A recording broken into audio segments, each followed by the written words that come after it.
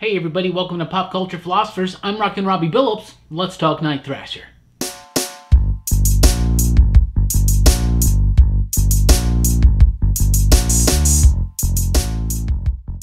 That's right everybody, thank you so much for checking out Pop Culture Philosophers in the third episode of Let's Talk Night Thrasher, the video series that goes along with my Twitter page, Let's Talk Night Thrasher. You can follow that page at Let's Thrasher. And today we're going to be talking about New Warriors number 2. It's been so much fun rereading these New Warrior books at a slow and deliberate pace, taking the time to ingest them, let them sink in like they did when I first read them back in the day. Fantastic stuff. The first thing I got to spotlight about this book is Fabian Nicieza and Mark Bagley. I can't say it enough. Their input into not only the character of Night Thrasher, but Nova and Namorita and Justice, Marvel Boy, and Firestar and Speedball, and so on and so forth, and all these other characters. Amazing work. Fabian Nicieza, I got to meet him and run a panel with him last year at the Huntsville Comic and Pop Culture Expo.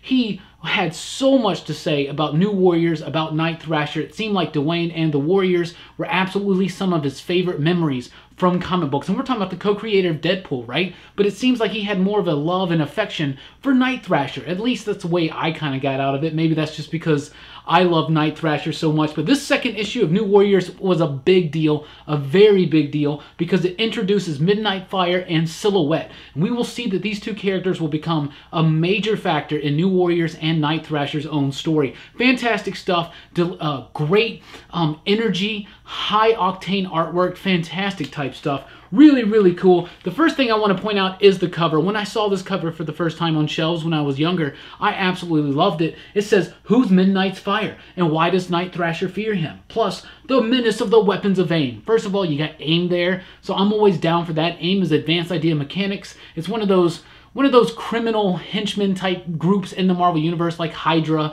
and so on and so forth. But AIM was really, really cool. They have the beehive suits, if you remember them. They do advanced weapons, right? But for evil. But who is Midnight's Fire? And why would Night Thrasher be scared of him? Because Night Thrasher shouldn't be scared of anybody. He's taken on Terrax and the Juggernaut right now with no problem, but this one dude is really bothering him. Why? Let's get into it. So in the second issue, you get into the past of Night Thrasher as they introduce these characters.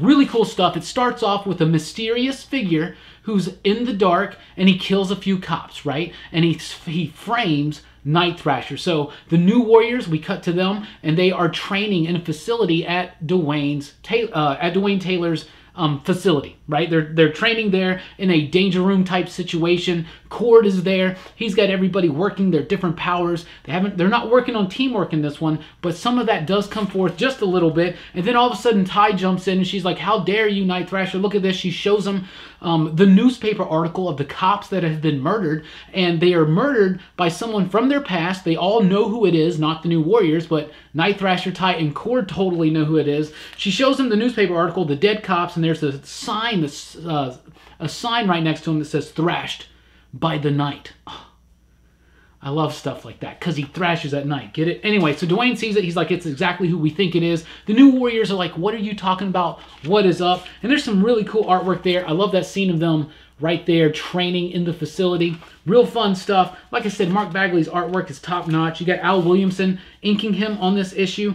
Really fun, dynamic, high energy stuff. Great character moments, building up that camaraderie, that chemistry that the New Warriors totally developed. So then we throw back to a little bit of Night Thrasher's past. So as Night Thrasher is early in he's still early in his career of vigilantism, right? But this is even earlier. He doesn't even have a suit of armor yet, right? And so he winds up tracking down this one woman. He thinks that she's like gonna be there to like do a handoff for like a gang, like a drug deal or something like that. So he follows her, and then when it happens, he comes down there, but then he gets attacked, and it's actually her brother. Her brother is Midnight's Fire. She is Silhouette. So this is the first appearance of Midnight's Fire and Silhouette. Like I said, two characters that become very important in the New Warriors mythology. So they wind up teaming up to go after criminals, to set up gangs and things like that, right? So as they're doing it, and this is when Cord first starts realizing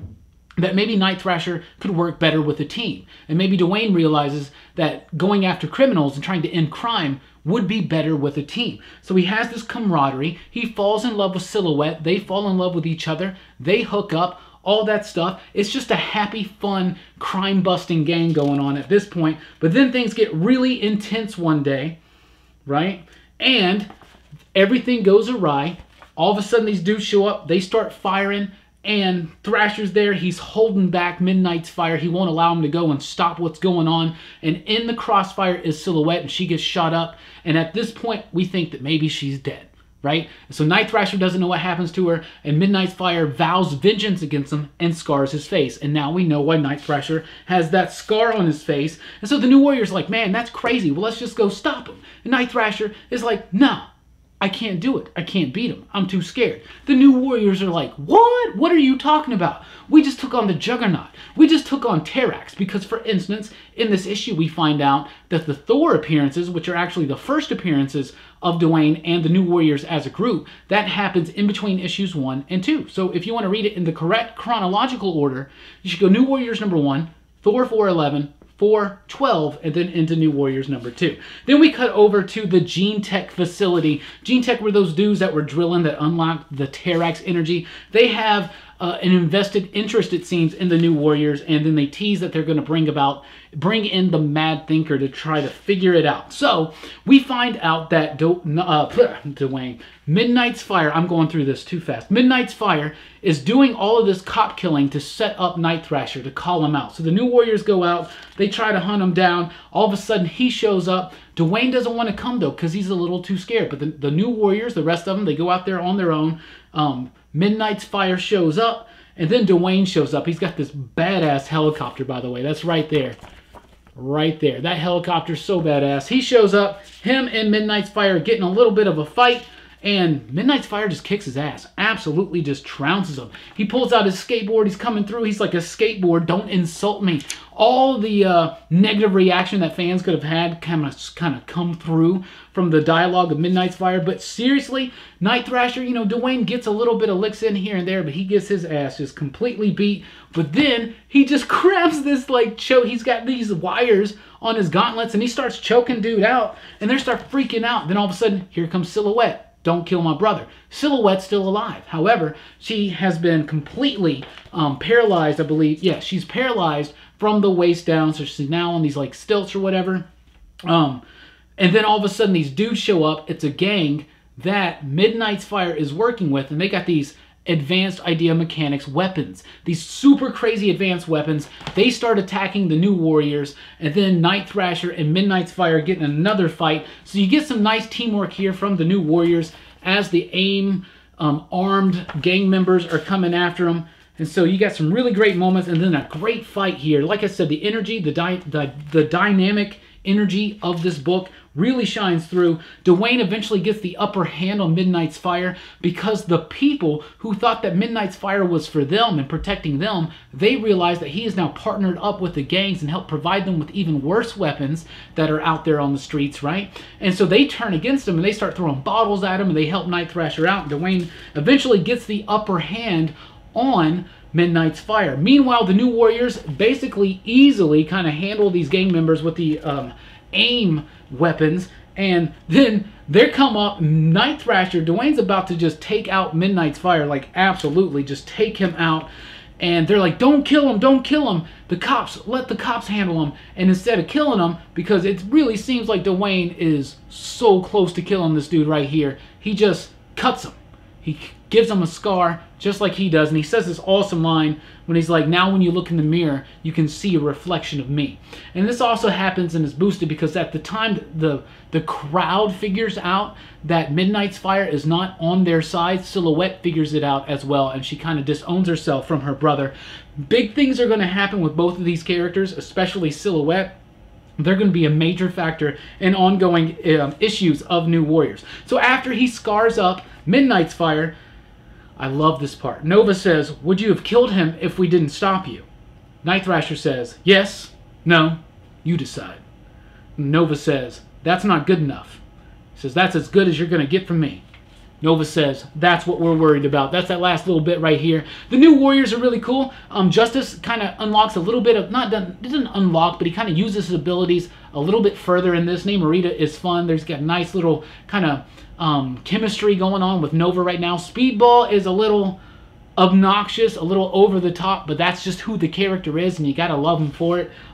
A Robbie, right? That's just how we are. Firestar and Justice, we know they're gonna have a relationship blossom, and I swear you can start seeing the tinges of that in this issue right here. I loved reading New Warriors #2. I love it that it throws some light on the past of Dwayne. At this point, we didn't really know much about anything of Night Thrasher. From the first issue of New Warriors, all we really knew was that he was kind of a jerk. Right? Absolutely. A little bit of a D-bag to the New Warriors, but in this one, he gets a little bit more, we get a little bit more of understanding about what's going on, a little bit of his tragic past. We know his parents were killed, but now we know a little bit about lost love and tragedy as far as that goes. His relationship with Silhouette, how he feels responsible for what happened to her and what happened to her brother, Midnight's Fire, and the spark that's going to ignite throughout the rest of New Warriors, even into later volumes of New Warriors. So thank you guys so much for checking this out. Let me know in the comments down below your recollections of New Warriors #2, and go ahead and tell me some of your favorite Night Thrasher moments.